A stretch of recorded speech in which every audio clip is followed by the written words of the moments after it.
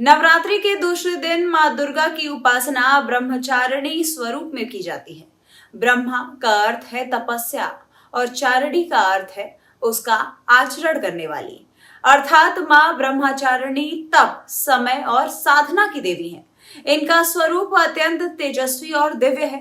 दाहिने हाथ में रुद्राक्ष की माला और बाएं हाथ में कमंडल धारण किए हुए ये माता हमें तपस्या और संयम का संदेश देती हैं। कथा के अनुसार ये देवी हिमालय की पुत्री और सती का ही अवतार थी। नारद जी के उपदेश से इन्होंने भगवान शिव को पति रूप में प्राप्त करने का संकल्प लिया और कठोर तपस्या आरंभ की।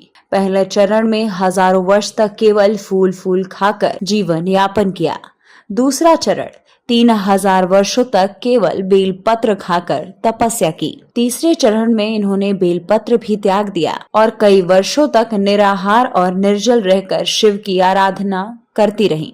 इनकी कठोर तपस्या से शरीर छिड़ हो गया, परंतु संकल्प अडिग रहा। देवता, ऋषि मुनि और सिद्धिगण सभी ने माता की तपस्या को अद्भुत बताया। उन्होंने कहा, हे देवी, आपकी इस तपस्या जैसी साधना आज तक किसी ने नहीं की। आपकी मनोकामना अवश्य पूर्ण होगी। उनके आशीर्वाद से भगवान शिव प्रसन्न हुए और इन्हें पत्नी रूप में स्वीकार किया। तभी से ये माता ब्रह्मचारिणी के नाम से जगत में प्रसिद्ध हुई। ये कथा हमें जीवन का बड़ा संदेश देती है। चाहे कितनी भी कठिन परिस्थितियां क्यों ना आए, चाहे कितनी भी संघर्ष क्यों ना आए, यदि संकल्प पवित्र हो और साधना दृढ़ हो तो सफलता निश्चित मिलती है।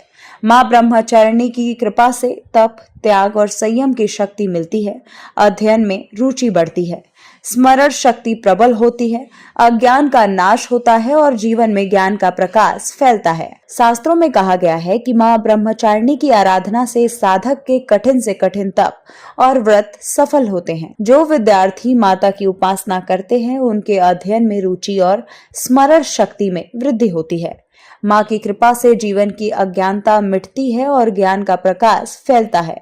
ये थी मां ब्रह्मचारिणी की पावन कथा और पूजा विधि।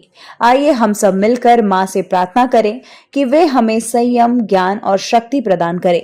हमारे जीवन से अंधकार मिटाकर प्रकाश का संचार करें। सभी की मनोकामनाएं पूर्ण हो। जय मां दुर्गा, जय मां ब्रह्मचारिणी।